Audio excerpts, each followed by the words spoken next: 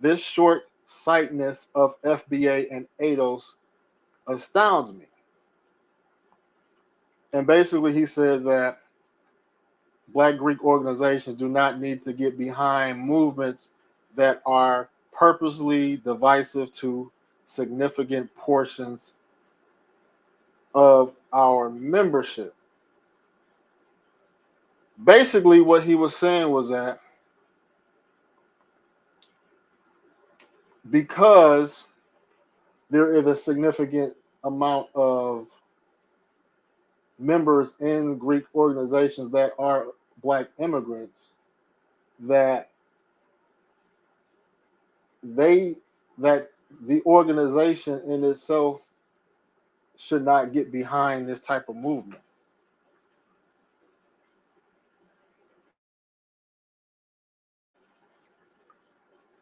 What he's so another way to put it is that if it was something that benefited or affected all, right? Let's just say George Floyd, right? They could get behind. They would support the organization to get behind protests or things related to George Floyd because that affects everybody, or any benefit benefits everybody, right? Now, reparations, how they're putting it is that since it doesn't benefit everybody, then no organization should support it. Um, Keywords that's commonly used is divisive, and the other thing I took away was that they mentioned Black immigrants are also have been historically disadvantaged and discriminated against and marginalized in the U.S., which is true. And I think there has been enough discussions. There has been enough discussions um, that cover that. We know Black immigrants go through the same type of discrimination, but that is post that is post Emancipation Proclamation. That's post 1865. That's post 1960s. That's Jim Crow. We're not asking for money for post Jim Crow to present. We're asking for money related to prior to 1865. You say that, they hear that, they process that, but they reject it because they feel like that it's divisive, and they're it's not going to solve anything for them. So let me read some of these chats. I got Rona Travelers in the building. Happy Sunday, Inspired Truth Podcast. Powell said the Brotherhood was infiltrated by tethers. Yes, that's true. He said he wasn't saying ish, no disrespect. He said that's BS. He said reparation is exactly what they should get behind, same as we got behind in apartheid. Yeah. Yes. Please hit the like button. Please hit the like button, fellas, ladies and gentlemen. He said immigration is a choice. Yes. We get behind so many movements internationally for the betterment or advancement of Black people, and unfortunately, we got people that's selfish, and we got people that's selfish that don't support it. But the stream isn't about that. But I wanted to just kind of share that because that really bothered me. Being part of fraternity, not getting that support. Um, got a super chat in the building. I'll let you read that, Ronan.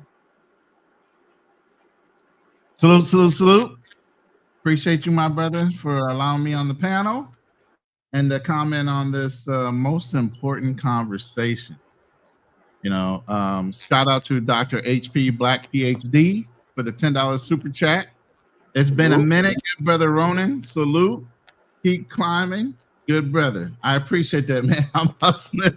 You have no idea. I'm out here full time in the Philippines, so I'm on my grind. You know what I'm saying? So I really appreciate the support of everybody coming in the room. Hopefully we can get some more people involved. We are in an open panel. I will put the link in my chat so that you can join the panel and give us your input on reparation ideas and some of the ones that the host, No Excuse, is going to be putting out here. Also, if you're in my room, please go subscribe to No Excuses channel. I will make sure I drop the link in the chat as well. And if I got a moderator in my room already, please go ahead and drop the link to No Excuses channel as well.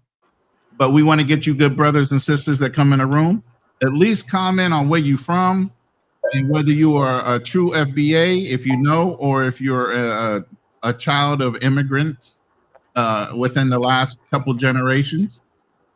We want everybody's input on the ideas that are going to be fished out here in the room today.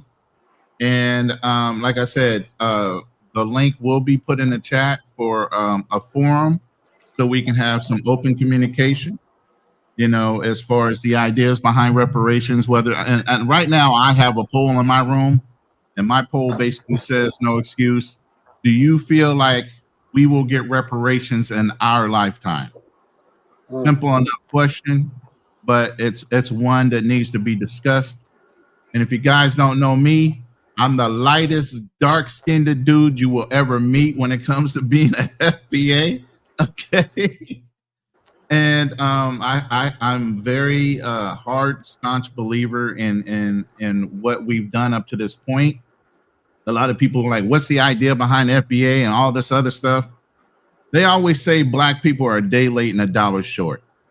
Okay. When the idea of reparations comes up, okay, great, wonderful. How do you just discern the difference between a black American, an African American, and an FBA or ADOS?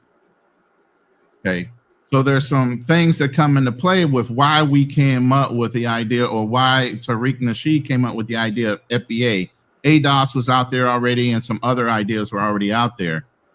But there has to be a definitive way of identifying people, because you know how people want to jump on the bandwagon when the thing comes out. If it ever got rolled out in our lifetime, who's going to jump on the bandwagon? If you just basically specify as black Americans has the right, or if African Americans have the right, now that's a whole nother story why we readopt the African American in our identifier at all, whereas we were trying to be inclusive.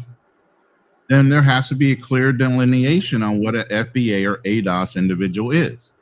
And that's the whole idea about when and if reparations come in our lifetime or our grandchildren's lifetime or whatever, there has to be a definitive way of tracking down the children of slaves.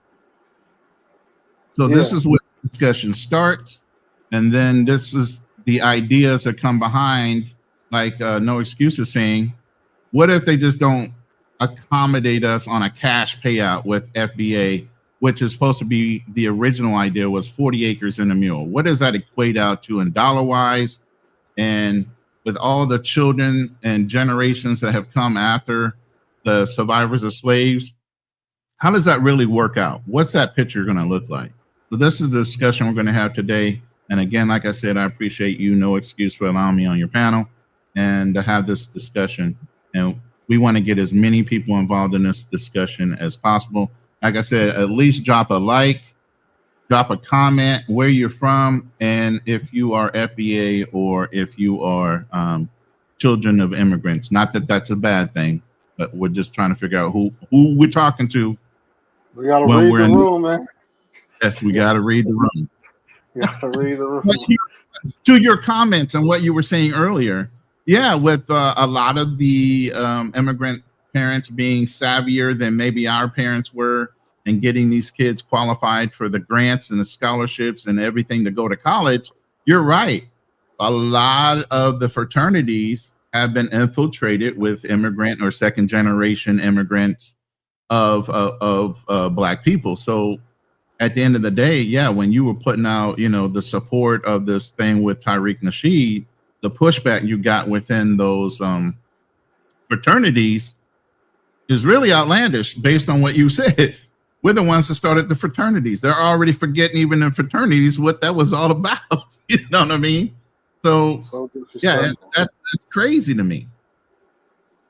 So disrespectful. But that's a microcosm of all these sections. I mean, Tariq Nasheed called out the what is it, the black caucus, Mm-hmm. NAACP, all these black organizations. They have a large membership of black immigrants, and if it's not something that's going to benefit them, they're not going to get behind it. Yeah. Which is sad. That's going to be the same thing, whether it's Congress. Yeah, it's gonna be the same thing in Congress, or for example, if it was something in the Supreme Court, if there's not enough if there's not enough FBA representation in Congress, it's going to be very hard to get any traction. Even on the Supreme Court, the blacks the two blacks on the Supreme Court. Clarence Thomas is FBA, but the other woman, I think she's Jamaican. And so I don't see her. Lance Thomas, an FBA working for the other side. What you mean? we got those. Yeah. As well, but we need we need the representation. We need people on code in those positions in the room. And so that's important. He said FOMO. So when it comes to package, right? And I talked about this last year. What would 40 acres in a mule back then? What would it look like today? That's land, agriculture. You have some of the long-standing businesses that benefit to this day, like the tobacco industry. Salem, Winston. The Carolinas, where there was a lot of tobacco. We would have had our share in that. Some crops that eventually people started to use wheat, corn, and things like that. To open distilleries to make alcohol, for example. You had in the South, um, especially if you're familiar with like Louisiana, Mississippi, Texas. A lot of people sat on oil-rich land that they didn't know about till after they left. Um, so we missed out on being on land that was that had oil or mineral valuable minerals underneath their land like oil. You think of people that became billionaires from oil, the Ross Perots, the Bushes, so many people, in that region that benefited from, owning land that sat on oil.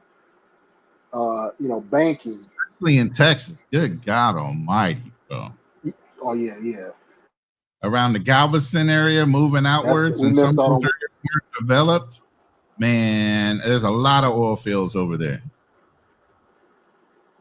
A lot. East Texas, Beaumont. Yeah. That whole area. The Wells Fargos of the world. A lot because credit and debt. A lot of white people benefit off of. They're able to get loans. To start these businesses. They were able to use their land to be used as collateral to get loans. And so there's so many different ways to leverage land, whether it's to get loans, like I said, agriculture, and so forth. And then also the land appreciates, and that's the beginning of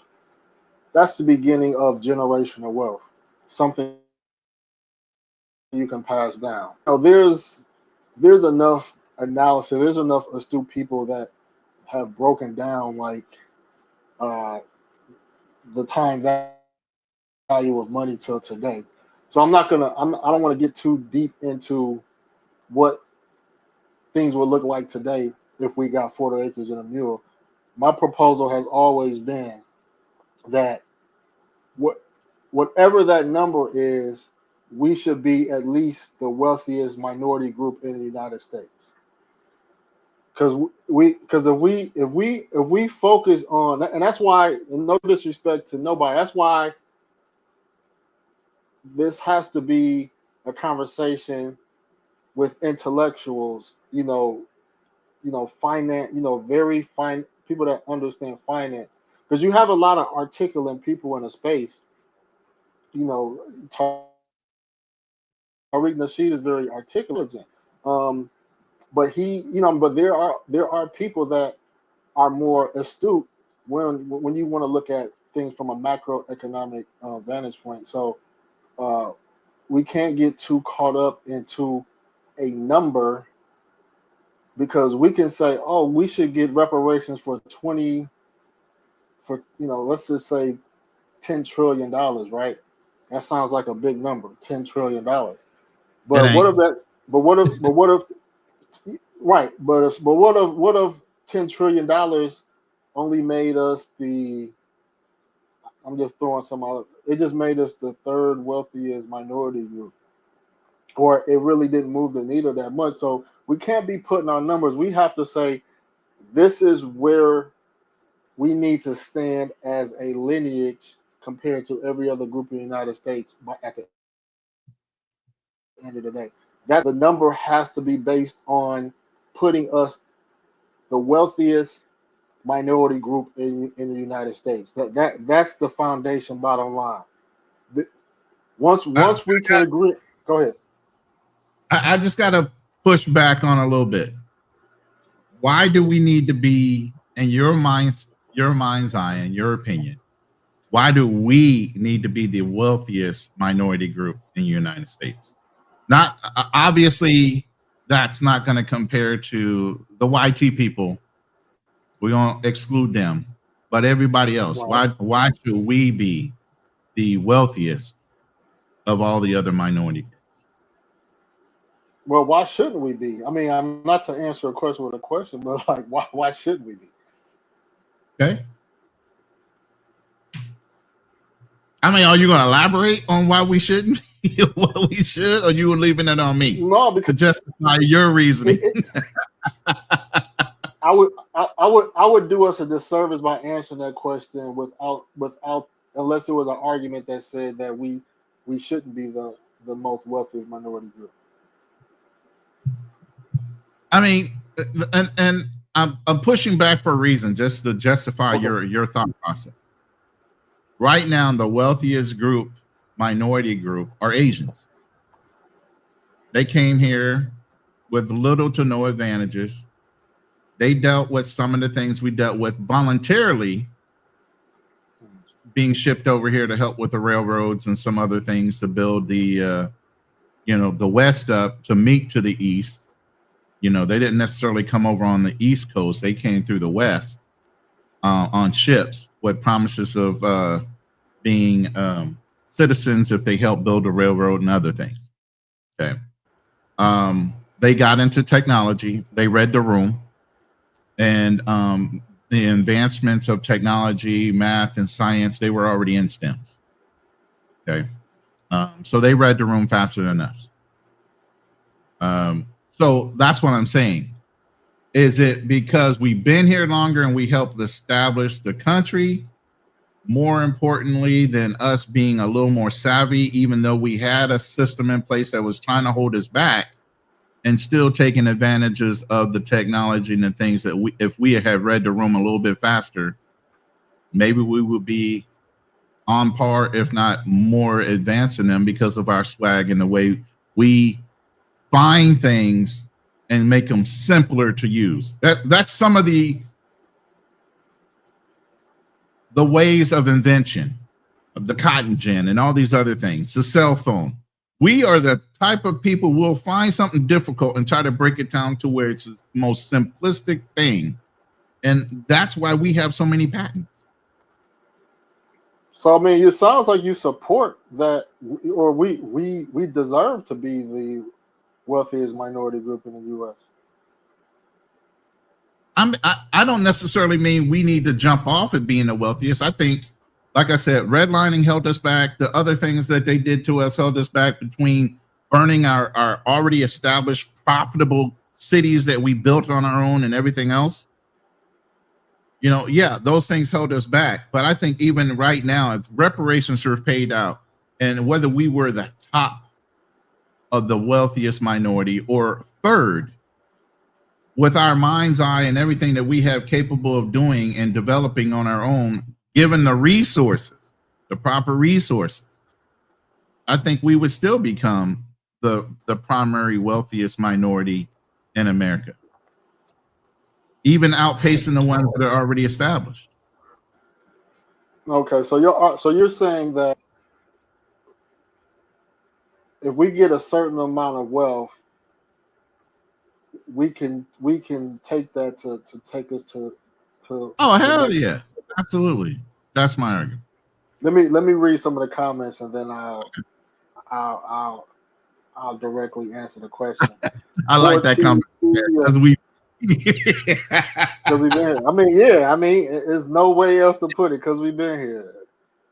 He said because of our contribution and lack of reciprocity. I agree with that as well.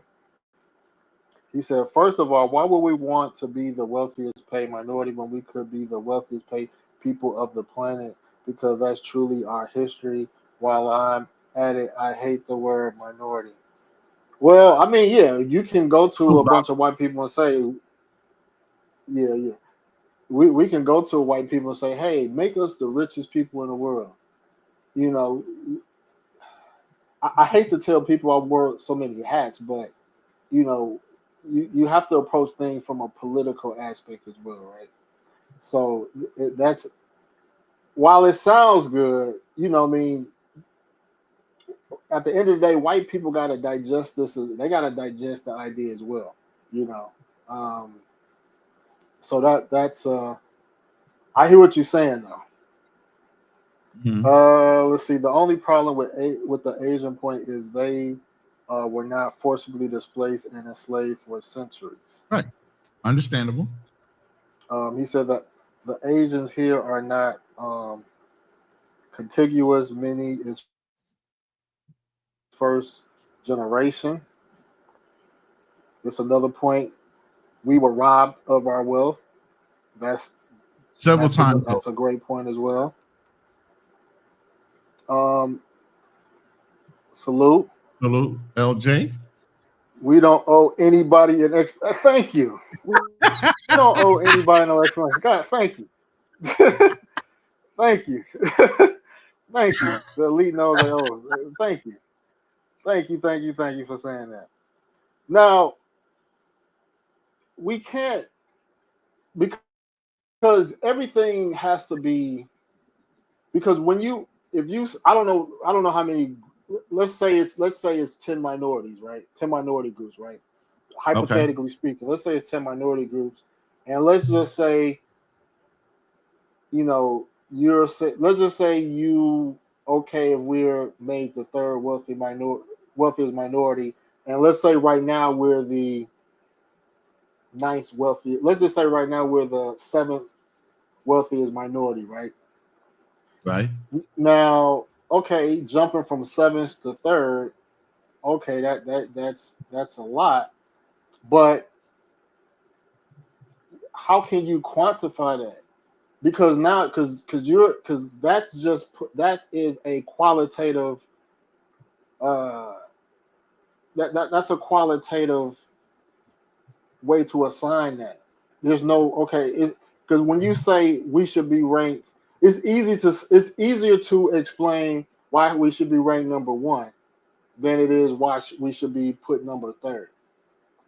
Because then now people are going to find holes. Whatever argument that you create to say third, whatever holes you have in your argument are going to be is going to make everything difficult.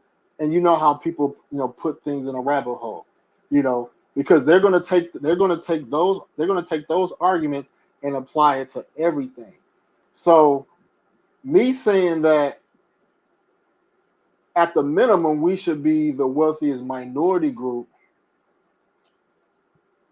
we don't have to quantify that. We're making an argument to say we were here longer. I mean, that's a Um, known fact. That's a we moot were point. we, We we, already know that. Yeah. right. So we had at least 50 years before even significant Asians were able to come here. So everything about what the white man has and what the black man doesn't have is a head start. So we would have had that head start. Had that head start. And so we have to be, by us being the foundation, keyword foundation, we have to be one and two with foundational white folks. To be honest with you, we have to be one and two with foundational white folks. So um, it's just to argue, to debate that point takes away from it takes away from what we're trying to get to. It's not necessarily a debate. It's you have to, if you're asking for something from somebody else, you have to justify why you're asking for it. You get what I'm saying? So, and you have to be in their mind's eye, if they have control, you have to be reasonable in your justification. Nobody's paying you interest for 500 years. Let's just put that off the floor right now. Okay? They're not going to pay you compound interest on the money they owed you. If you want to get into financial T's and C's, you know what I'm saying? We, Nobody's we, going to pay that type of money. And no, especially the controlling faction that we're existing in and still excelling regardless of the faction that we're in. Okay? We're still going around their system and still becoming successful in our own ways. So the reason I say that is you just brought up YT people as part of the factor of they have to own up to what they owe us. And even if they do, they're never going to pay us equally what is owed to us. So the reason why I say if you try to put us at the top, even though we might be justifiable in asking for that and reasonable in our action based on interest and everything else and the suffrage that we had versus anything else, in their eye, you have to look at it in their eye because you're asking for something from somebody else. You're not trying to go out and earn it on your own. They have to see it's reasonable in their eyes to give it. Even if that's the only reason I'm asking that question before we get into the finite details of what's reasonable in reparations. Right, but hypothetically, hold on. Good concerns. Hypothetically speaking, let's just say some representative from the U.S. government was watching this stream right now, right? Right. And now I have to tell them how I plan on negotiating. So now I'm put in a position to conversation we should have amongst ourselves. If you ask for money from somebody, you absolutely have to do that, correct? Right, don't you think you got to justify why you ask for the money? Hear me out though. Okay. I'm gonna answer your question, but now I'm giving out too much.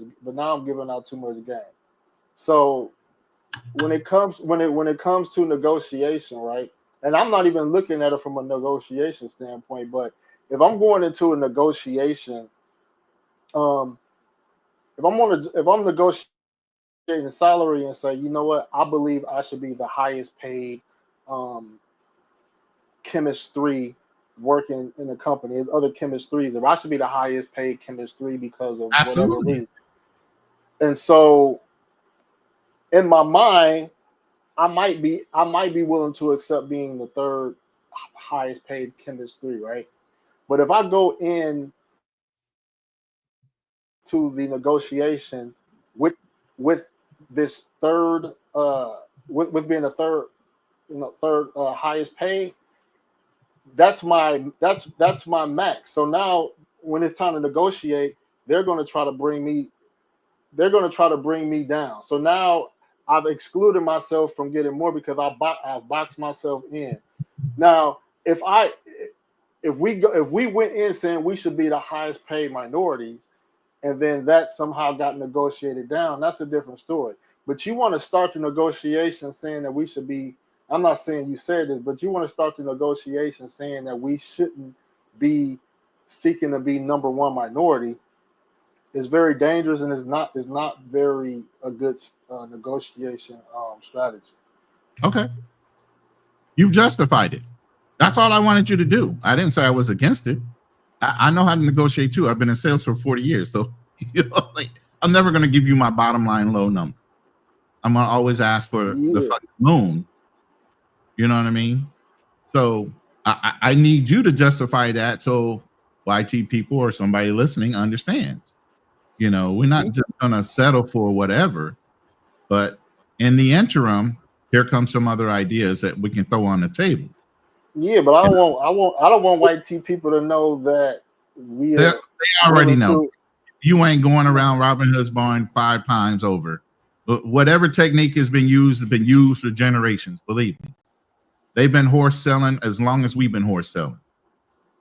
You know, my reason for saying we should be the highest paid minority is not due to a negotiation strategy. It's due to that is what we cannot quantify a number. So that's the best way to settle an amount is to make us the highest paid minority. That's where if we put ourselves, like I said, if we put ourselves with a dollar amount, we may not be putting ourselves where we should be in respects to other minorities. That's the whole point. So until we can agree on what the end result will be, we cannot even talk about the package. Correct. I'm trying to get us all on board to say, at least chat. Can we at least agree that whatever the package is, whether you think it should be money, whatever, can we all have a consensus that we should at least be the highest paid minority? Can we at least get that? Because if we can't even agree on that, then we can't talk about put one in the chat if you feel like we should be the number one highest paid minority at the end of getting the reparations, or 2. I'll answer your question, LJ. All right, why people responding? Let me. We got obstacles in the building, man. What up, bro? How you doing? Good to go. Good to go. Just listening to you gentlemen talk. Okay. Hey, you a financial guy, man. You very successful at a young age, so we definitely want your input. It'll come before, maybe in your generation more than it come in ours. We're a little bit older. We're pacing ourselves out here, but I'm glad. Don't count yourself out. You can do anything. Drew, get your ass up here. Now I'm a finance guy too, so right. we got money people up here, right? We can definitely show. So, what's your thoughts on where our position should be? You know, I don't want to get into dollar amounts, but my argument is that our position should be we should be at least the wealthiest minority group in the United States. Well, I always shoot for the stars, just period. So I would never try to group myself amongst minorities and aim. But anyways, Asians are the wealthiest minorities anyways. So by default, if you wanted to be the wealthiest minorities, just because Asians are already the wealthiest, they're wealthier more than white people, then you would be number one after that. But that just happens that their strategies, they've been able to develop certain investment strategies that put them at number one. And I always talked about that when I had my channel, but anyways, nobody was listening. They just bought brokerage accounts. That's why they're more wealthy than white folks, not because they have they're more. Hold on. They're the most wealthy per capita,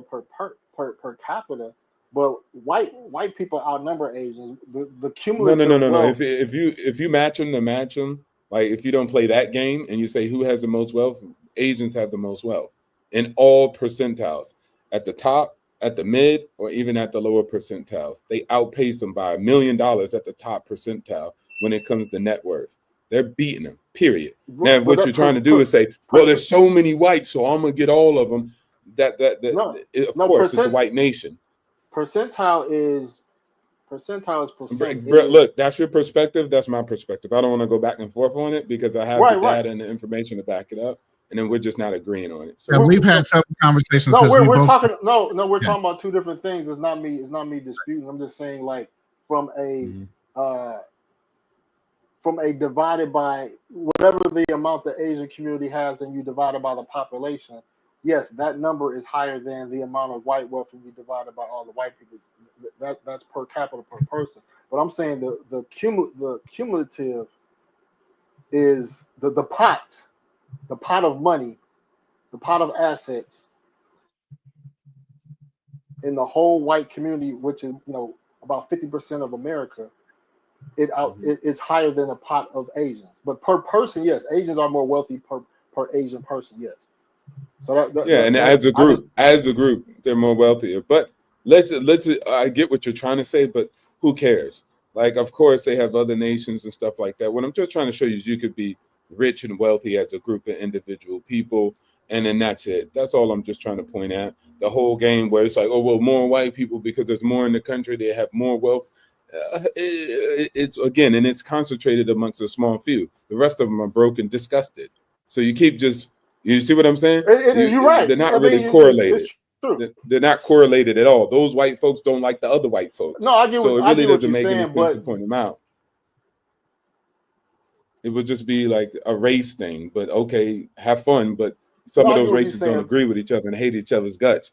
Like, how many people talk about small hats and how much wealth they own? So how are you chopping it up? It really is irrelevant. They don't even like each other in certain demographics.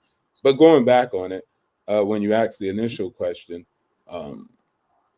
at the end of the day, I think multiple strategies are required. So many different groups are going to work at it the way they see fit, and then you're just going to negotiate on those terms. It'd be good, different groups that agree with it in different ways. They at least group together so they won't be utilized to play against each other. But that's going to happen because that happens always in life where, even though we have like 3 different ideas and there's 3 big dominating strong groups, another side can leverage, one relationship with one group against the others. And so they don't even talk to each other. But I'm not against anyway. People can just go and figure it out. Let me put this in in another way, right? So I'm not going to get on Google and look up the United States. Well, let me just do it real quick because I don't want to be too generalized. I want to. When it comes to what fact, what I'm about to say. Okay, so 2024, the U.S. GDP was about $30 trillion. All right, so let's just use 30 trillion as a number, right? Let's say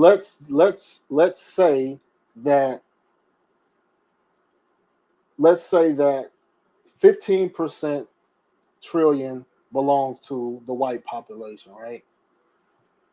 And then let's just say 5% belongs to the Asian population, right?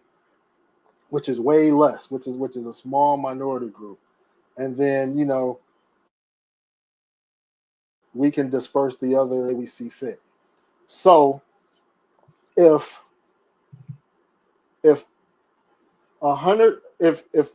small group of Asians own or has $5 trillion worth of wealth, and a white group that is 100 times bigger owns 15 trillion of wealth, should we aim, or should we make a bar? Should we set a bar to say we want to, as FBA, we want to be above, we want our wealth to be above 5 trillion, or should we say we want our wealth to be closer to 15 trillion?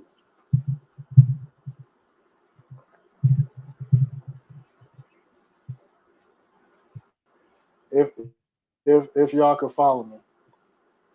Say that one more time because I was responding to something. Say that one more time.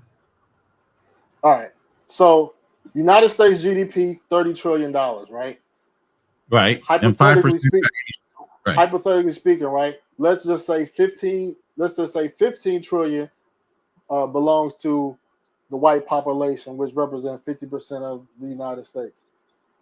The Asian population, let's say it represents 1%, but their wealth is 5 trillion, right?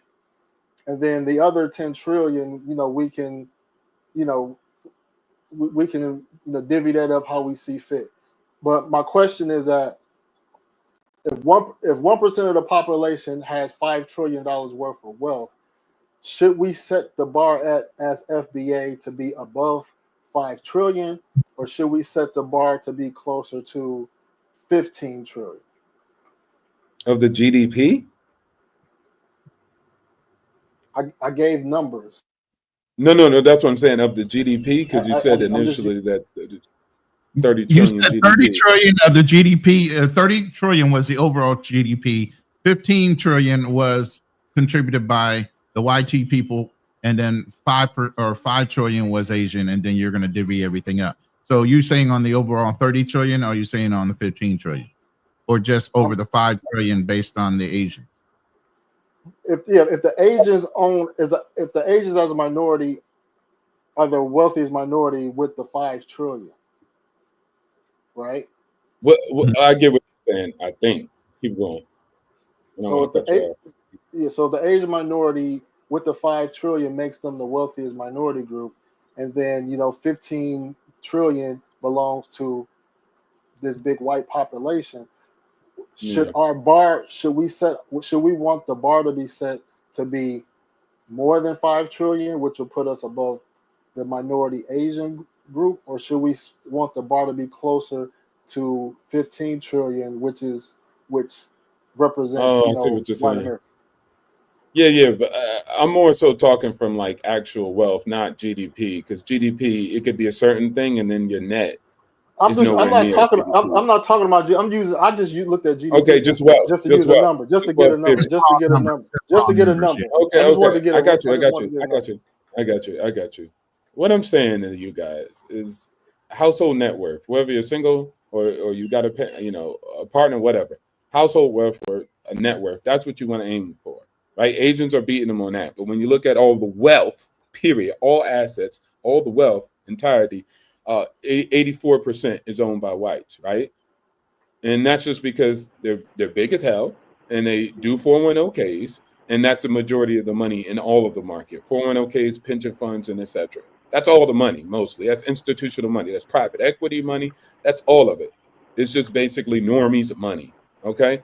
What I'm saying your goal is to increase your household net worth, and then that would give you more political leverage. Now, also, and just power in general. Also, on top of that, you could generate values and assets also by opening up businesses and etc. and then taking them public. So that's how you accumulate wealth. You could buy land. You could buy a lot of different assets. We're not there yet. Brother, we're not there yet. We're not there yet. What are you trying to get to? What stage shall we get? We're talking about the initial ask only. On reparations or something. Yeah. On the initial ask. Where should we be at? No, I'm saying that before we talk about what the package should look like, I'm saying, can we all agree on this title? The title of the show is Reparations Package for FBAs. So before we get, because it's different, people got ideas about. We're going to talk about our ideas on what reparations. No, I get what you're asking now. I get it. I get it before. I get what you're asking now. Well, I would say that's up to whoever wants to figure that out and then just iron those details out. What if you were that guy, though? What if you were that guy? What would be your initial setup to start the package off before you already know you're going to go in negotiation and they're going to try to lowball the fuck out of you? What would your initial? Which is their job. Right. Yeah. I would say it takes.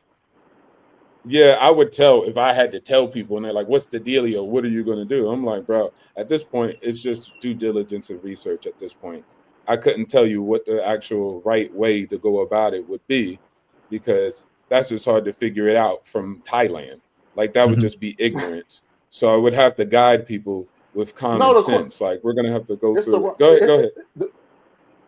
The better question is, at the end of the day, what should the end result look like? Where should we be? I'm not, I don't want to get into where should we be at? Because we have to think on a macro scale. Where should we be? Rock. Let me throw my rock in the pond here. Okay, just to get it started off. So you're saying the overall GDP is 30 trillion a year. Okay. Now, if you even look at a prior reparation or freedom package for the Haitians, let's throw the Haitians in there. Okay. And how they did it. They won their freedom, but they had to pay for their freedom too, because there were lost earnings and investments and everything else in Haiti. So they paid France for X amount of generations for their own freedom. Even though they touted they won their freedom, they still paid for it. So that took generations to pay off. That wasn't instantaneous. So even if you're looking at an average 30 trillion per year, and say we put them on a 50-year pay package, and they need to pay us a percentage off of the 30 trillion per year. You get into a package. I'm just saying, the number would have to be something where it took them 5 years to recover the amount of money they gave us, or 10. You get what I'm saying? It can't be for 1 year. 1 year GDP don't make no goddamn sense. You would have to go over amortize over a period of years. So you would have to say $100 trillion or something ridiculous like that. Y'all making an easy question. You making an easy question hard. The point is that where should we be? Where should we be as a race in America? Should we be at the bottom? Should we be at the top? Should we be somewhere in the middle? That's the simple answer. Like, I'm not trying to get all in those. I already said 3. So I mean, that's not an argument with me. I don't mind being 3, because I know with my information, my knowledge and how savvy I can be, and how aggressive I am, I can make that money up to be number 1 if I chose to. Right. I just need all the disadvantages taken away. Yeah, give me number 3. I don't care to be number. I don't care. All right. So Ronan said we don't have to be the number 1 minority. All right. Officer goes, if you're neutral, then that's fine. But I'm just trying to see if you have you're neutral. Okay. Drew, do you have a position on, the end result? Should we ultimately be at the bottom, the top, somewhere in the middle? Do you have a position on that or not? Yeah, salute to the panel. Salute to you, brothers. I always enjoy this topic, and of course, it always sparks tremendous debate and also, the thinking outside of the box. But I want to be the number 1 minority. The reason why I feel this, I still believe us as African Americans still have the largest voting bloc in the United States. So that will be one of my positions, that we can swing an election still. Okay. That number is still that number, or that our number is getting smaller due to the amount of Hispanics. But with some of these administration changes, that our number could distance them again, being that it could slow down them coming into the country, based upon it would be a series of congressional changes like birthright citizenship, things like that. So that we're not there yet, but we're still the largest voting bloc of the United States, minority wise. We outvote the Asians, we outvote the Latinos, and all of the others. So we held congressional black things, Congress. I forget what they're called. Congressional Black Committee. Caucus. Yeah, caucus. Yeah, Congressional Black Caucus. We still have that. So I do believe that we should be the number 1 to all the other minorities. All right, cool. Stop there. Let's stop this. Let's stop there. Yeah. All right. So it's 4 of us on this panel, right? And you can see how difficult this conversation is if it gets to a point where we can even start putting together a proposal. You're going to have different opinions, different viewpoints. And so it's going to take, it's going to take a lot to get to that first level. Like, don't think about what we should get. Think about what the end result will be. That's how I want to to think. So since we got different, obstacles neutral. Drew said he want us to be the number one minority. Go ahead. No, I wanted just to change my position. I said I wanted to change my position after listening. What I would do, look, guys, I'm not going to front. I'm not pro or against it, but being subjective like all people are, right? Pro. Why not, right? Like, there's no such thing as merit. Everybody fights for the individual group. Like people try to hustle that, but that's a lie. We saw that was a lie with H-1B1 visa stuff. So it's not about merit. It's about me getting in front of the line and getting ahead. And then what I would also argue to the government as a good counter argument is that when you look at Black Americans, we're loyal. That's all we have is America. I would say all other racial groups or all other groups that you're talking about, minorities, they're not loyal, right? Hispanics still wave the Mexican flag. They still go back and repatriate most of their funds. So do Asians. So at the end of the day, we're the one minority group that is gun-ho on America, and that's it. Like majority, landslide. So I think that's a good position for the reparations talk. You get what I'm saying? Because there's other minority groups that are ahead of us. They have split legiancy. They still love Thailand. They still love China. They still love Japan. They often try to go through American politics to gain favor for those external countries.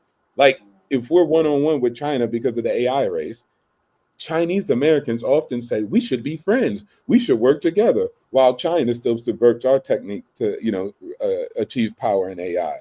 So their allegiancy is not really with America. So I would actually let the government know, like, hey, we're the loyal ones. Most Blacks don't want to go back to no damn Africa. So at the end of the day, they're here in the United States. So we should be the number one minority group. And that would also, in turn, help America, if that makes sense to you guys.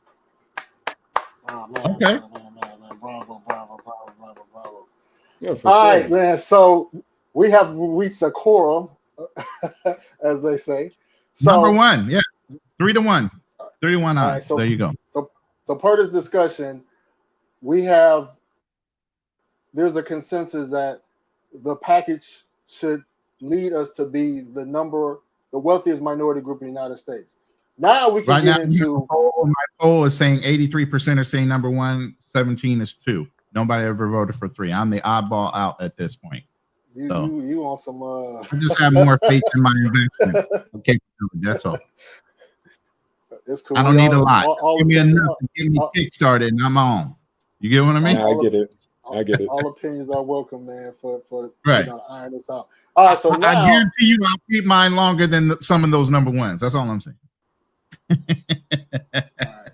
So now let's talk about what package gets us to being the wealthiest minority group. I can start if somebody else want to start. What's your package look like? Let's just say what each other's package looks like to get us there. All right. So I want everybody to mention a package, and then we can rebut people's ideas after everybody gets theirs out. So my stance has always been that from a macro aspect, how wealth is in the United States is that wealth is land, is real estate, wealth is stocks, securities, which could be treasury notes, treasury bonds, and cash, right? So somebody got some background. Let me mute you. Let me see. Mute this. It might be me. I'll mute myself. All right. So we got cash. We have real estate. We have stocks and U.S. treasuries, right?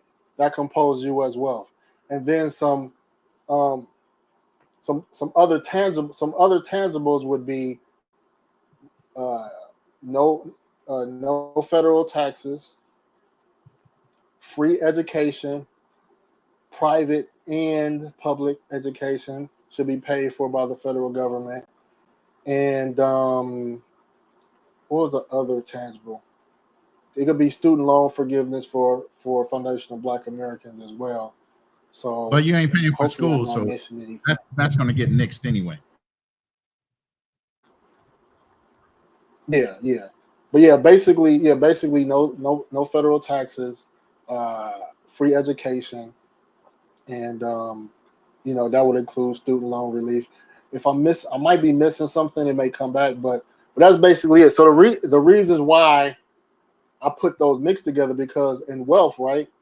That's the wealth of America. When you look at the wealthiest people in the world, whether it's the Bill Gates, whether it's the Elon Musk, whether it's Jeff Bezos, their wealth is because the shares in their company the shares in their company are worth billions and billions of dollars.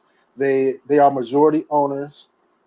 Their stock prices have got to a point where they become very wealthy, and so that their wealth is tied to stocks.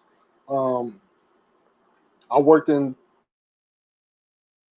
I worked as an assistant treasurer for the city of Philadelphia, and I worked with investment managers because I was responsible for $4 billion of cash and assets under management. And so I see how what people do when it comes to money. Rich people don't like cash. They don't like money in the bank. They like putting their money in somewhere safe. They look at money like hot potato. They want to pass it around. So you'll see money always put in either money market accounts, stocks, or treasuries, or other things like that. Oh, the other thing I said was precious metals like gold. So those are my so that's how I view wealth, and the distribution of those things. You know, I haven't got that deep, but those are kind of my distribution of wealth. Those things that I mentioned. Can I go next? Go Yeah. ahead. Go ahead.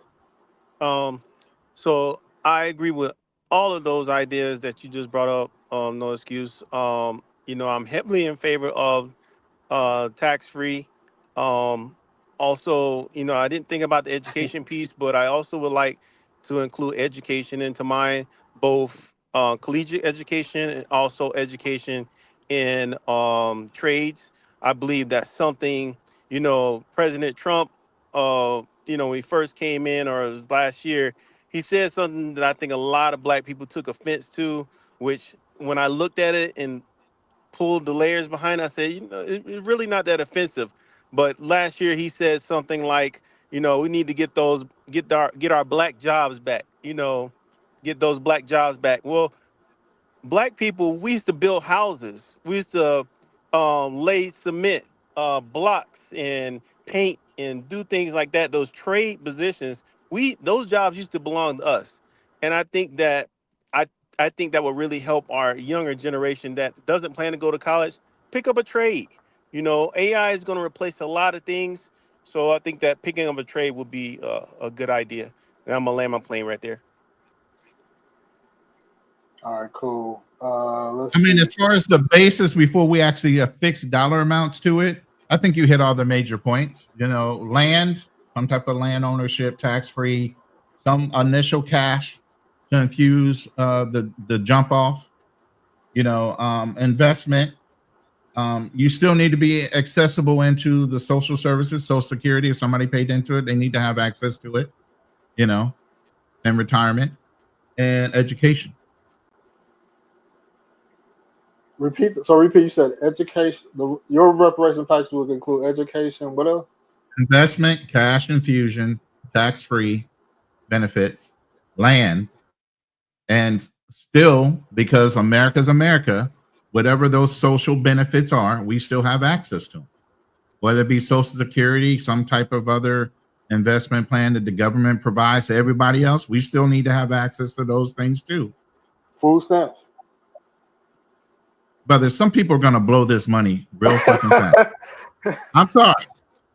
I'm sorry, because once they get paid out, if they wind up becoming destitute because they do something stupid with their money, they still need to have those last umbrella benefits still available. Because if you don't say it, what they will do is exclude you from it when they give it to you. You have to have it in there. I'm just saying that. And all your T's and C's, if you don't ask for it, well, the devil is in the details, they say. Well, you didn't ask for it, you blew your money. So hey, guess what? You don't have access to Social Security, Medicare, none of those benefits. You're just asked out. All right, I'll hold my rebuttal. Obstacles. What does your package look like or consist of?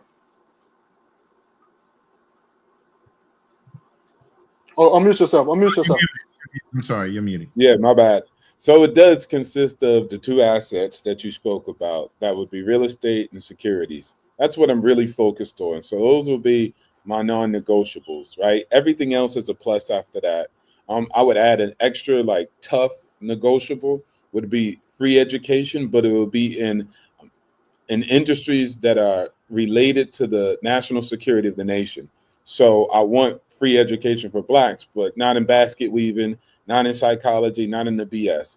I agree with Also, that. I want the opponent, which would be the government, to see a benefit for them. These are things that they need to do. They need engineers for the electrical work, for the grid power that's going to need to be brought online in order to keep up with the AI race. So I want them to always be able to have a group that they can go to that is loyal to, that won't go back to China and start utilizing IP and all their skill sets that they learned over there to say, okay, if we invest in these guys, they're here. They're going to keep it here. They're not going to just uproot and go to Africa or something like that because they don't want to. So I would definitely argue that, but I don't want like a blanket slate forgiveness on a bunch of bad degrees and all this other nonsense that's out in the actual mix, because that's not good for the nation, nor is it good for the population. And so, like I said, securities is the biggest thing that I would really want to make sure we get, because as you said, that's where majority of the wealth is.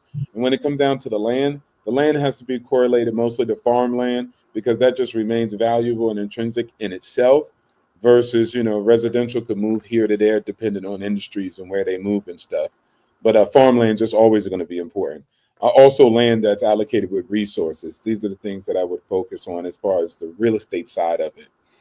As you can see, the most richest people do what? Buy up a bunch of farmland with the wealth, right? And so that's very important, period. Those two things are the biggest things that I would focus on: securities, real estate, and education on things that's related to national security of the United States of America. And then, of course, they usually have a good return on investment, economically speaking, because they're high in demand jobs. And so those, boom. Long as we get that package, I think we'll be rocking and rolling. And also, too, I don't know if we're about that part of the package, but mine's is not everybody gets it. There's got to be some filters. There's got to be some selection process, because I know how it is. When you start handing out bread, a 30-day supply of bread, it'll be eaten up in 7 days, and the people will come right back angry that you didn't give them enough. So I know if you're going to be smart and you're going to rule something, you got to understand your subjects. That's why I said somebody gonna burn through that shit so fast they're gonna need those social services. Then be complaining it wasn't enough. That's the problem. They didn't give us enough funds in the first place. That's why I wanted to set the bar like where we want to be at. But I forgot to mention, I did want to say there should be a financial literacy component, so people can be astute with that. So we definitely need financial literacy if any type of package. I didn't hear a lot of cash. I didn't hear cash as a. No, I did say cash. Okay, you said cash. Okay, did I say cash? Yeah. I mean, I know I said cash, but I don't. No. You said Ethereum. You said Ethereum. I remember you said Ethereum. Heartthrob, I see you keep trying to come in. Your connection must not be strong enough, because it's just. Sometimes people have problems with their mic it's like and their you're camera. here, but right, if your mic and camera aren't connected to StreamYard, then that's when you start having a problem. So if your mic and camera aren't working, that's when you'll have a problem with being able to talk. Yeah, can you hear me? Yeah, I can hear you. Am I clear? Yeah, you're good. Okay. I'll let it continue. I'm gonna just sit back before I ask any questions. We in the package phase. We in the package phase. What do you want in your package before we fix the dollar amount to it? What inclusive should be in the package? Cash, land, what? What are your variables that have to be in the package? Yeah, for me, I think the package deal, the requirements for the package definitely has to be land, a few acres. As far as the cash goes, I'm a bit split on that, but just to throw it out, I'm not sure if the if the cash is ultimately viable. I would think that it is, but just to throw it out, maybe don't give us a dollar amount, just the variables, just what you want in the package. We're gonna do okay. next. Okay. So just the land, some cash, and some tax exemption for a certain amount of years. Okay. Basic. Okay. All right, let me ask this. Let me ask this question to everybody. I'm still thinking about it, so I won't go first. But let's just say, to make us the wealthiest minority group, let's just say that equated to $10 million in cash and assets for each person. So in that 10 million, tell me your mix. What percentage of this, that, or whatever you would want in that mix? Why is that number so low? Because it's That's what I was 10, thinking. That's a nigga. low number. Goddamn. 10 million, oh, brother. I'm sorry. It's about 40 million Black Americans. Let me see what's 40 million But times. that's 40 million now. But when you're talking about survivors of slaves, it was way less than that. So now that 10 million has got to be divided out by however many generations there are. I could have off said of those. I could have said $10. We live in our county system is base 10. So it's an easy way to break something in percentage, right? It could be 100 million. We're trying to understand ideology. Can we go at least 10 billion? Thank you. Per person? 10 who? Not per person. Oh, Now I gotta bring on my calculator now. Nah, he just used 10 million as a basis. It's not that serious. He just used it as a basis. You said it that way. I understand. I'm just like, go ahead.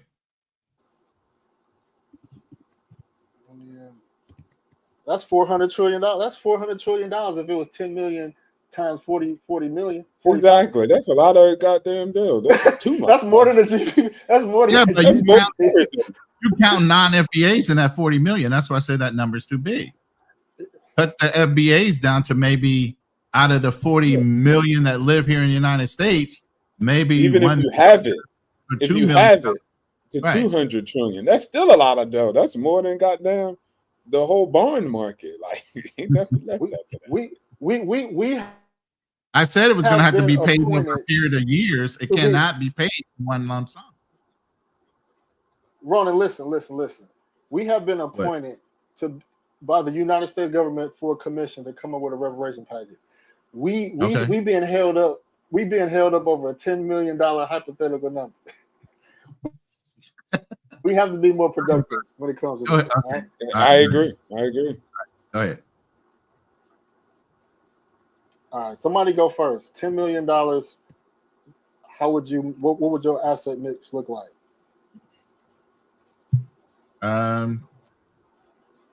You said that. What would the what look like now? I said asset mix, but basically, what percentages? So here's how I would break it down. Just the simplest way I can figure it out, just in quick numbers for 10 million. I need 10 acres, 20 Bitcoin, tax-free benefits, period. That's automatically in the package. And give me the rest in cash.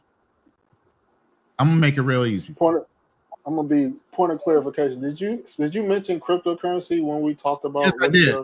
Yes, I did. I said investments. I didn't say what type of investment. Investment. Obstacles. Can we let them slide with that? 20 billion Bitcoin. I mean, 20 Bitcoin is investment. What do you mean? All right. If 53,000 plus a Bitcoin, yeah, that's about $1 million. That's what I'm averaging at. $1 million in Bitcoin, which leaves me 9. 10 acres. Let's say that equates out to being 5. And then 5 million in cash, along with tax-free benefits. I just broke it down for you that way. All right. So you want half the money in cash. You want 25% in in crypto, and then you want the other 25% in land. Yeah. Okay. Yeah, that sounds about right. You know, and then throw in an anti-American black hate crime bill. Yeah, we're owed that at least. Throw that in. Throw that in as well, you know, so that we have some level of being a protected status, because the history shows that we are a targeted people. So there has to be something to protect those assets. Yeah, against those hate crimes of all those YT people, they're going to be envious of the whole situation. Yeah, or whoever it is, you know. So yeah, I'm with Ronan on that. Okay. I'll go next. I would say 10 million. I would want 1% to be in the stock market. So we're talking about. Some people might. Well, it's my opinion. So 1% in the stock market. You know, so I'll have a lot of Apple stock and things like that. 1% in the stock market. I would put maybe 25% in U.S. Treasuries and U.S. Treasury bonds. That for me, that's the safest way to park my money. Maybe more than that, but let's just say 25%. I would want 25% in I would want 25% in cash, maybe 25 to 30% in cash, and then I would probably want the majority was left in land. But basically, I would invest the least amount in stocks, the most in land, and I'll be kind of, evenly split between cash and U.S. Treasuries.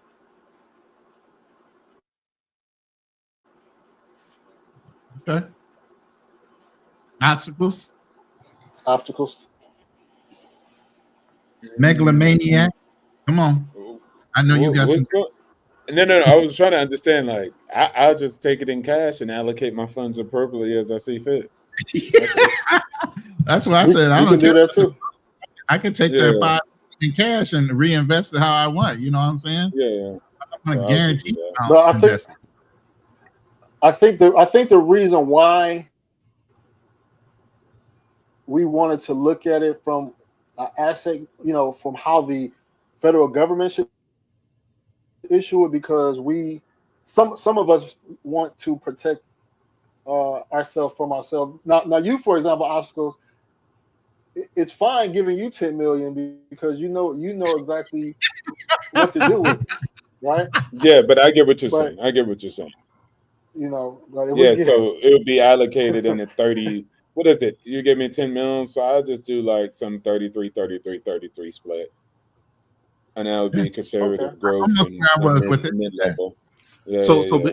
But here's the thing, though. The problem that we're going to have is with, any ethnic group, but particularly since we're talking about our people, is we're going to have the issue of the knowledge that is held between the classes of our people.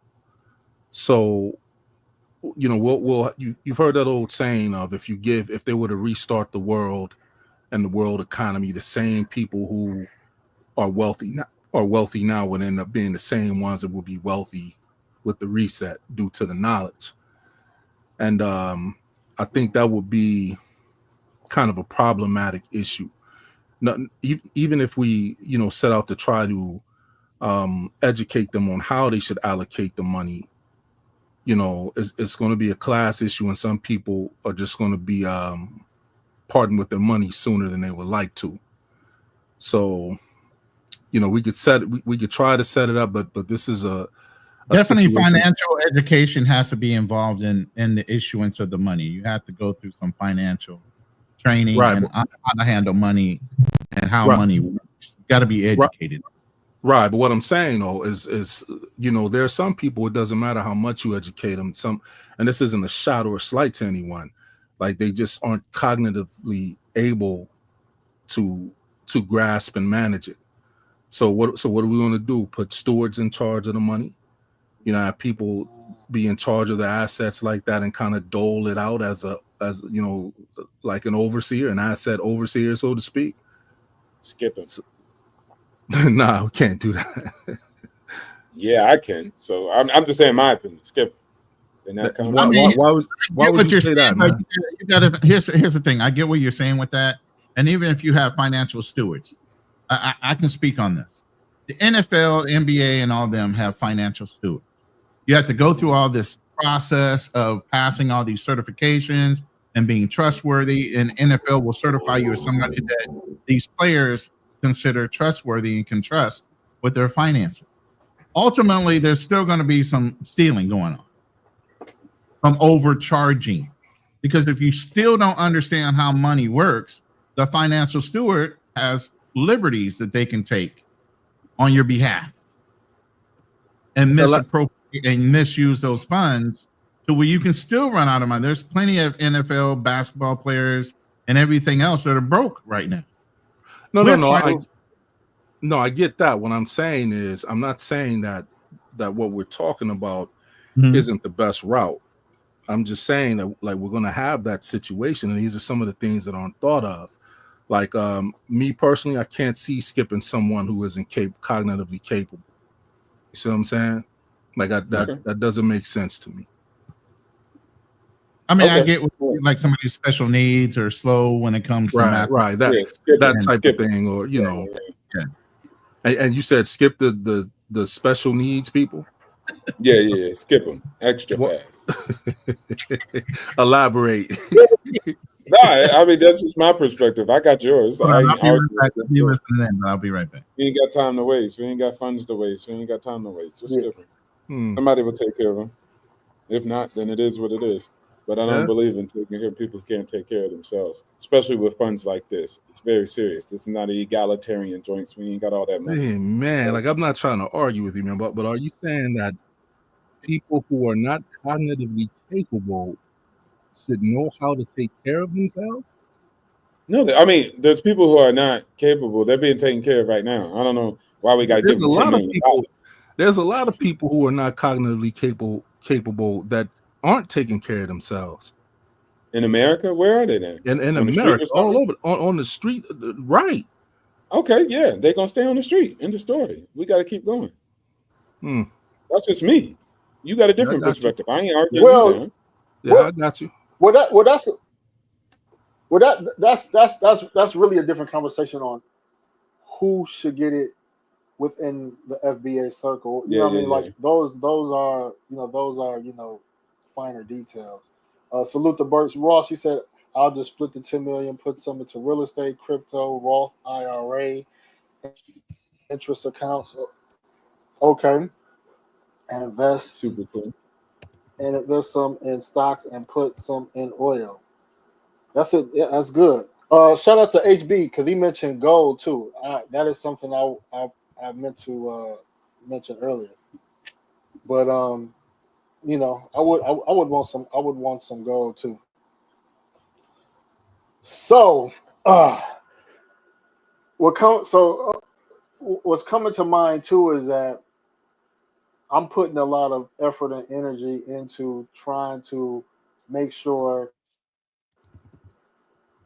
we can save other people from themselves, and how much energy should we put into financial literacy or put into, because when I think about like women, for example, right, there's so many laws that help women protect them from themselves, right? And how concerned or how much effort should we do to put restrictions so people don't go broke after 5 years or 10 years? You know, how much safeguarding, how much effort should we put in safeguarding people that aren't, you know, the best financial astute? Or if they blow it, they blow it.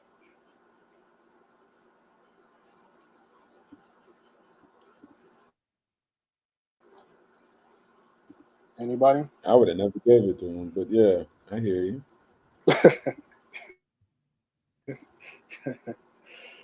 Okay. So I mean, I think we kind of agree on, you know, 50, at least 50 to 70% of things. You know, most people Hold agree on, hold on, on. hold on. Yeah. Now, I already said social services need to be paid into. Yeah. So Well, that's a I already given though. We already, if social services is a given though. We're not going to lose that.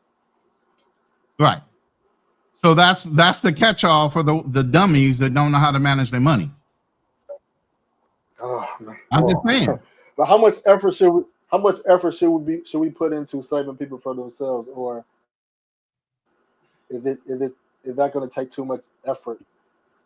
None. Like I No, said, no, no. whatever the You can state put or that. government provides, that's it. If you're done with your money, you're just going to be done with your money. It don't matter how many times you tell somebody till you're blue in the face, they're either going to get it or they're not. Hmm. It's like winning a lottery, right? Like, do you want the lump sum Yeah. payment or do you want to get paid? How many people have won the lottery and wind up broken and bankrupt? I mean, come on. Hmm. It's going to happen. But what if they was forced to accept the monthly, the monthly installments instead of the lump sum? They can Would do that be that. better for them overall? As long as there's interest gained on their money, it's not just sitting there dormant. They're given a decent clip on the money that they have in the mutual fund or whatever. Hmm. Because there's a way to hold on to money and not give anybody the interest off the money. A lot of government agencies do that. They don't put it in a fund. They just hold it and say, "Oh yeah, by the way, we're going to just track this much more towards your annual or your monthly stipend." But there's no interest gained on the money that's sitting there. But yet and still, they're using it for whatever. So you got to make sure that's written into the contract. Like I said, the devil's in the details. If you want to build in something like that, they can take the lump sum the way we're setting our packages, or they can take the cash allotment and put it into something where it gets paid out over a period of years with interest gained, like a mutual fund. Right. So the one thing people should take away from this discussion is But I'll be back. once it gets to a point where some committee is formed, we want people we want the right people that's gonna be in the committee, right? You know, and this if we were in the committee, I personally think that we would do some great things. You know, we would have some strong points, some strong details, but I could see a group of people that would just give us a bad deal, you know. So that's going to be very contentious, even if it gets to that point, because like, who's going to make the decisions for us? What background do they have? What knowledge do they have? You know, so it's going to cause a lot of discord in that conversation. One thing that I like, obstacles that you mentioned on, you looked at ways to show the federal government how they would benefit. Um, you talked about allegiance, making that a point of our allegiance. How important? I mean, it is important for them to have their long-standing Black or FBA brothers and sisters that's been, you know, been in accord with white people since the inception of the United States of America. So um, we're gonna if it's a war, we're gonna ride together. If if there's a fall of the United States, we're gonna go down together. So I mean, we gotta. They have to see that we all they got. So that allegiance argument is very powerful. And then also, you mentioned that free education should be for degrees, basically related to STEM.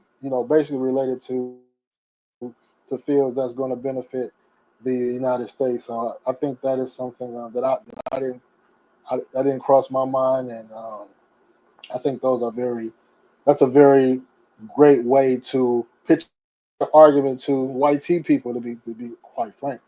Show them how they would benefit. That's a business. That's a very strategic way to approach any type of negotiation of business. And when also when I couple that with the Invest America, that's something that just recently got pushed in America, United States also.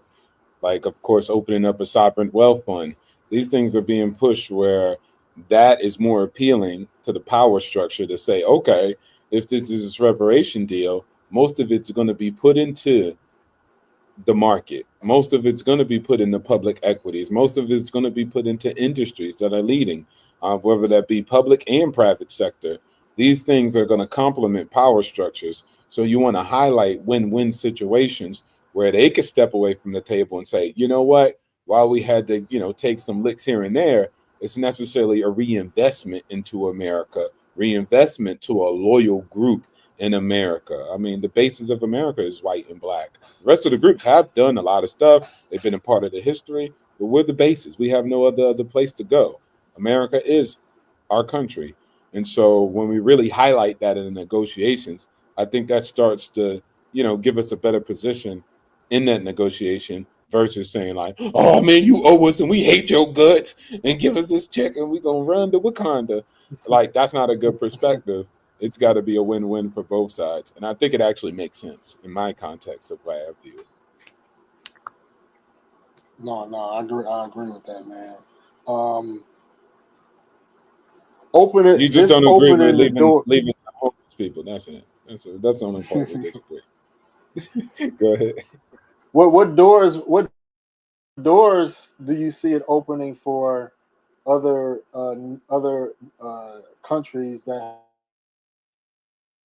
had slaves where they can, I'm of the belief that everybody follows the United States government. You see the influence Trump had on getting other countries in NATO to do higher military spending. They got on board with that. Other initiatives too. So I can't see why France, the UK, all the conspires in in the slave trade and enslavement to figure out some form of reparations for Jamaicans, for Caribbeans, for Haitians, Afro Brazilians, Afro Colombians, the whole diaspora. Um, that's the only way. The only way they're going to get reparations is if we get reparations, because our U.S. government influence over other governments. I get that. I mean, that could be a thing too, or they can just, do it themselves. I mean, they see themselves as proud people, so I don't want to handicap them into saying that they need to follow us. And some have some that mindset, and some don't. And so I think it's their country, their choices, and they can figure out whatever they want to figure out, and we just do what we got to do. And if the people are using that as a precedent and to argue cases in other international courts, then that's their prerogative, but I don't think we should we're America and that's all we care about. I'm really not gonna get into other conversations about France and stuff because again, that's up to those people to decide what they want and how they want to do that.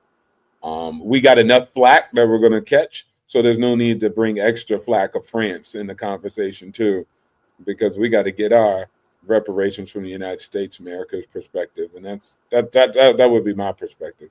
For the rest of them, I wouldn't say best of luck. I'll just say do what y'all do. Oh man.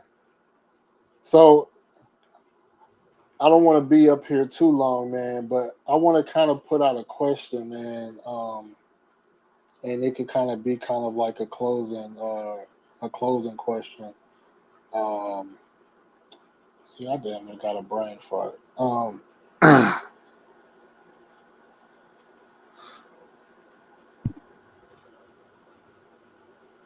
Who? Okay, who should be? Who would you like to see, or what type of background you want to see on this committee to discuss a package? What type of people you will want to see, as far as background, whatever you want to include, who would you want to see on this committee? And let's start. Is Heartthrob, are you still there? Yeah, I'm still here. Okay.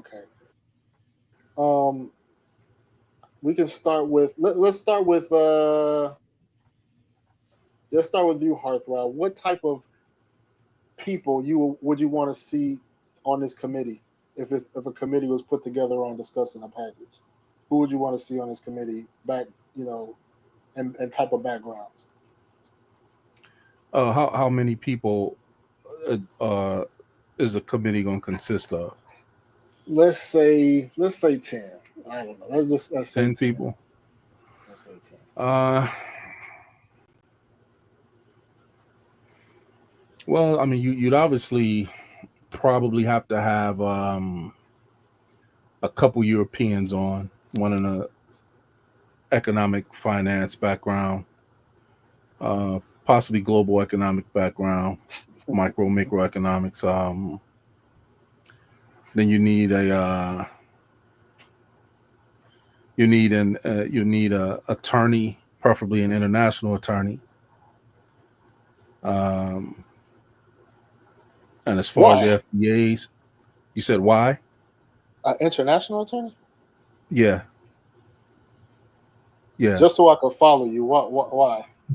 Briefly. Well, I mean, because we're talking business, and y'all talking about international business between helping other people, and that's just if those types of things come down. There may be situations where FBAs may want to move out of the country. Are they going to be excluded from receiving the reparations if they decide to do that? Is that going to be a contingency that they have to remain in the United States with that money for the American economy? And if not, are there going to be things put in place as to where the American government will still benefit from them being out of the country with the reparations that was given to them by the country? So it's a little bit comprehensive. I'm just throwing it out.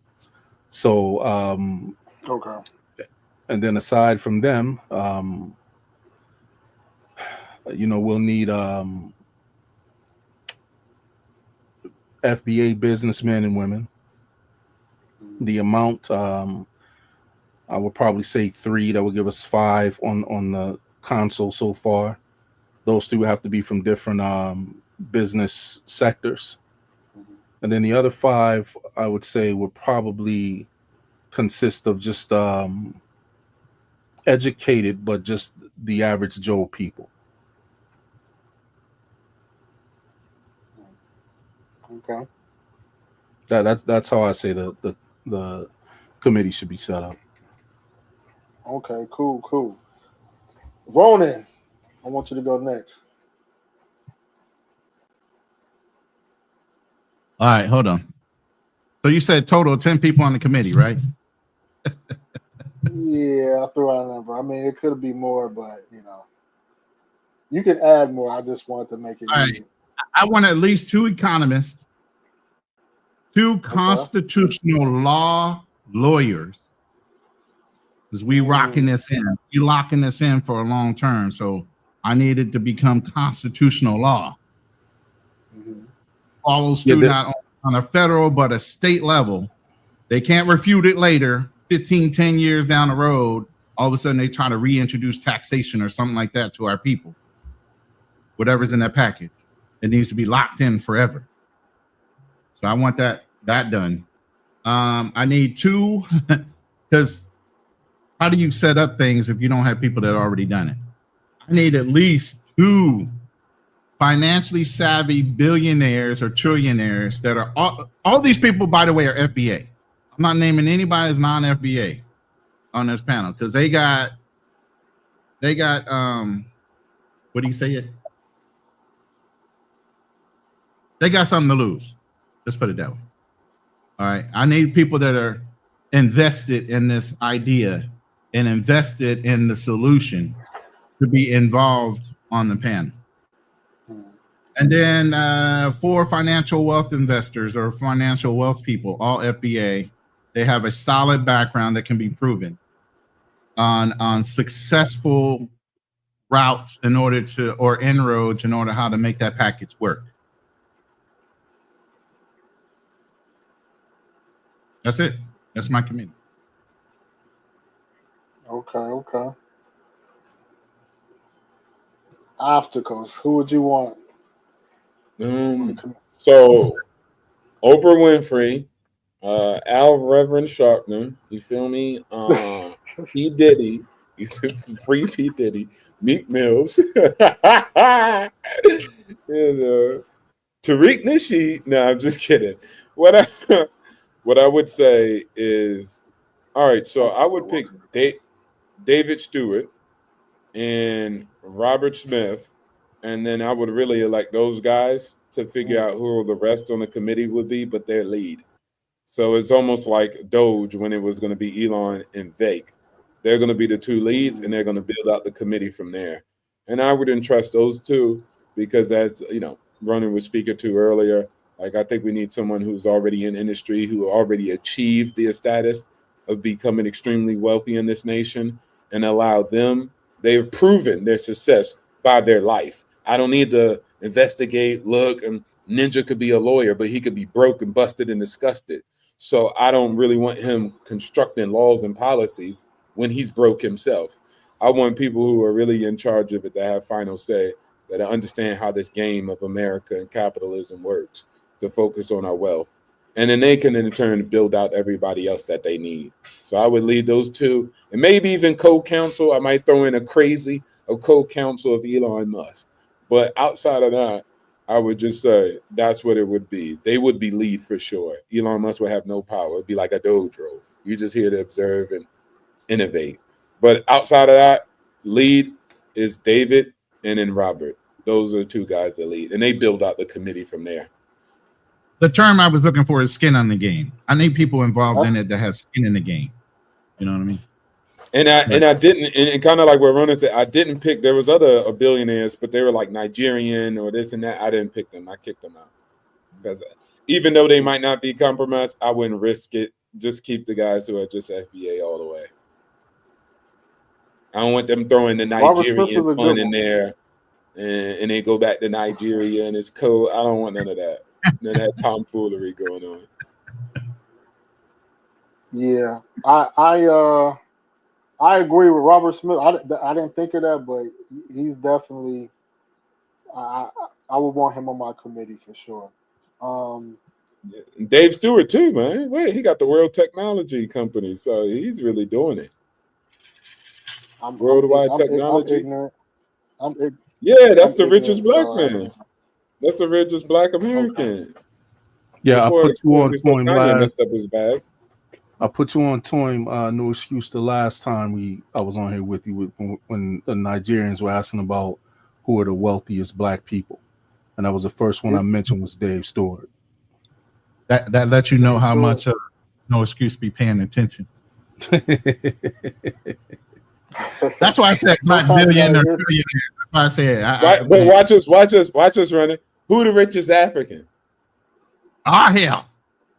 They all coming out in the chat right now. Don't nobody know. Oh, I thought no excuses. I thought you knew. Yeah, it's a Nigerian oilman. Yeah, it's the Nigerian oilman. I can't damn sure pronounce his name. Akito Daingo. Yeah. Like that. Yeah. I'm not even going to try to butcher that name. Yeah, so that's it. Yeah, we winning. Yeah, my thing is this. Go ahead and get your committee out first. Hold on, let me my committee out. I would want. I like Robert Smith. I would want Robert Smith. I think Tariq should have a role. I mean, he's going to have a role, but in the reparations talk, I think it's different committees. You got committees about who should get it. I think definitely Tariq should be on the who. What the financial package looks like, I think it's better people. That can be more. I think it's just better people that could talk about what it should look like. But I actually like myself on the committee as some type of advisor, or actually like myself, to be honest with you. I would want someone politically savvy like Obama. Not Obama, but like an Obama. I would want somebody with that FBA that's politically savvy like Barack Obama. I would want to have at least two macro economists and two micro economists. And then then the other gaps is kind of like it could be just like obstacles. It could be through what the other members may refer who else should be on who should be on the committee as well. But basically macroeconomists, microeconomists definitely want someone political that's politically savvy. Um, Definitely should have some attorneys on there. What type of attorneys? I'm not there yet with that. And then yeah, Robert Smith is good, and myself. That's it. Go ahead, Art. Oh Arthur, yeah. go ahead. Yeah. I kind of forgot what I was saying. It might pop back up. I'll fall back. Okay. It happens to You me gotta all the take the time. note. I'm sitting here writing notes too. That's why you see me looking like, what did I say? Oh yeah. See, look. Right. I'm old, bro. Can't do it. Hey, HB, I'm gonna find a loophole so you don't get reparations. Damn. So you gotta pay. You gotta. Well, you might. If I do it to HB, then it's gonna affect you too, Ron. So I was gonna do I'm like, the brown paper bag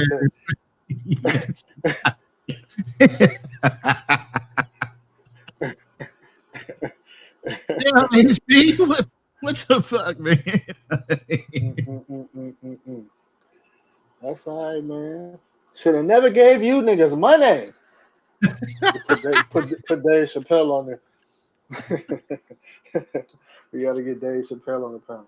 But yeah, man. If anybody got some last closing words before I get out of here, man. Anything I want to. I mean, great topic, always a great topic, but at the same time, we'll see if we can ever get it in our lifetime. But like obstacles, myself, a lot of people say, man, you got to get it on your own. Get out there, focus on what you need to focus on, be the best at what you can be the best at, and re-educate yourself if you need to, and go earn that money, go learn how to invest, go buy your properties, get your money game up. That's all you can do right now. I mean, these are great conversations. We're setting up the basis of if this ever happens with the FBA designation, the topic of conversation on how you're going to break down the wealth, how much wealth you're going to get. But at the end of the day, while you waiting on that slow train to Georgia, what you doing now? Facts. Any closing words, Heartthrob, you want to say? No, I think the topic was definitely on point, and probably one that needs to kind of be had more frequently, definitely to spark kind of the dialogue and kind of the initiative for people who may not even know that they may have the wherewithal to be involved with something like this. I do want to say that I think me personally, I would be careful, just from my perspective, and not that there's anything totally wrong with it. I would be careful with the over inclusion of elitist ideology, because we have people who are that go largely undiscovered with how brilliant they are in these types of matters. And we're looking at it right now. We look at how the entire world is ran by these so-called brilliant, educated elites that have actually ruined the economy. That's what I'm saying. Like, if they're so brilliant, then the economy shouldn't be in the state of turmoil that they're in. So that's why I say including the educated but normal, regular Joe people on the panels as well, because they're going to have a lot more life experience and they're closer to the ground. Yeah, that's true. That's true. That's true. It has to be some diversity. Like I said, there's some educated people. I mean, I'm not a millionaire, but shit, I can definitely talk the talk with the best of them. So cool, Yeah, cool, cool. for for me, for me, I would say, like, I never give a it's about, at the end of the day, we want money. That's what we're asking for. We're not asking for reparations and hugs and kisses. So I'm gonna put and elect people who have achieved it, and regardless of their education, I think it's irrelevant. If you achieved it without the education, good. If you achieved it Hey, with good who is he? education, Who is he saying is asking for hugs and kisses? Like, let's no, be no, I'm careful talking here, in general. people. I'm not talking to you, man. Don't Oh, okay, personalize it. okay, Talking in okay. general. I'm just being clear. We're all About what? military. I'm We're, sorry. both me and I'm him are just military. talking in general. We talking And general. so net when we approach it, I in my perspective, right? When I approach it from that. One thing I want to say to about the reparations conversation is there's two ways we could approach this, which is very interesting to me. Look, guys, I've achieved. I got my Garden of Eden. I'm not crying and complaining, but at the same time, I understand that other groups, H-1B visas, right? We heard from white folks, it's not about merit. It's about being American. It's about this. We don't want the Indians. We don't want Asians.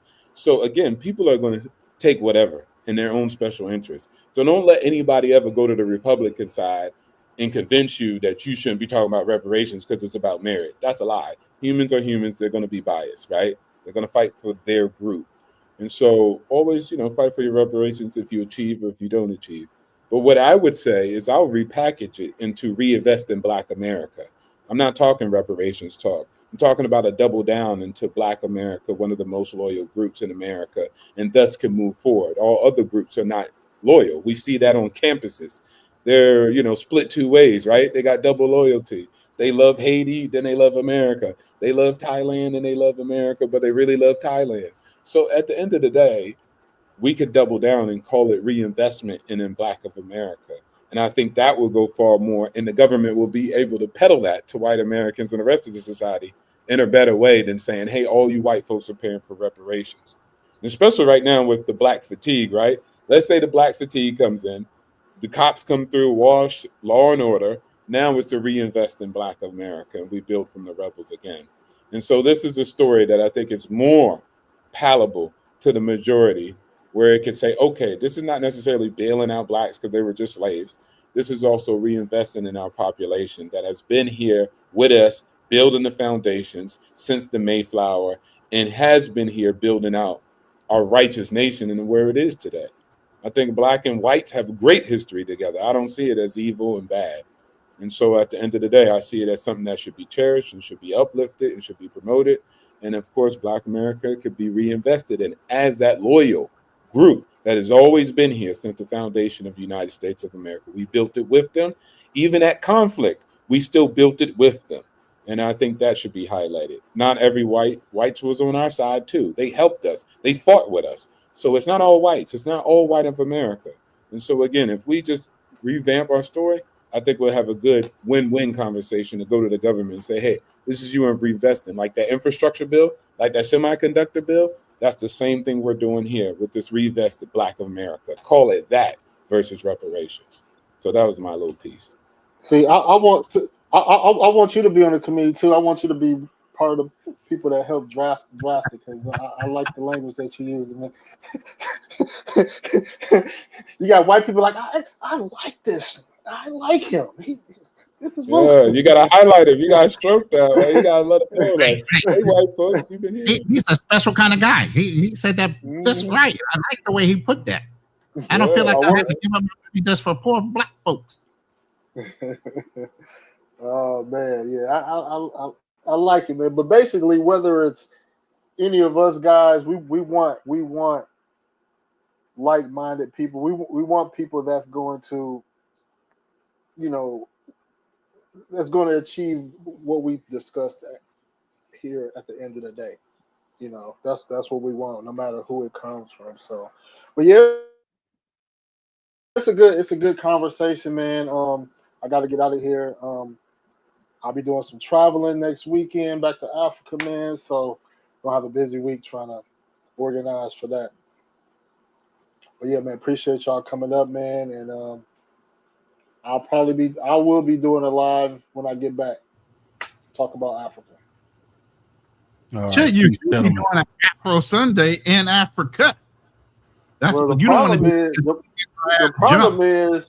The problem is I could do it. I could do it in South Africa where I have good internet all the time. It's difficult doing it in some of these East African countries live streaming. You say the wrong thing while you're down there, you might get jumped.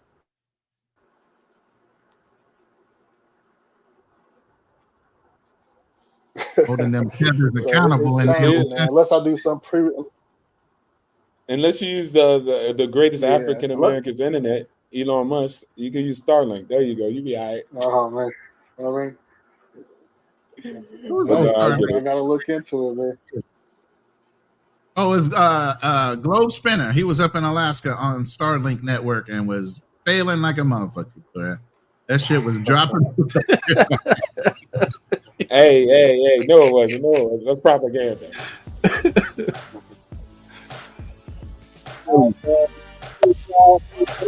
Afro-Sundays, man. Check y'all out in a couple weeks, man. Peace out.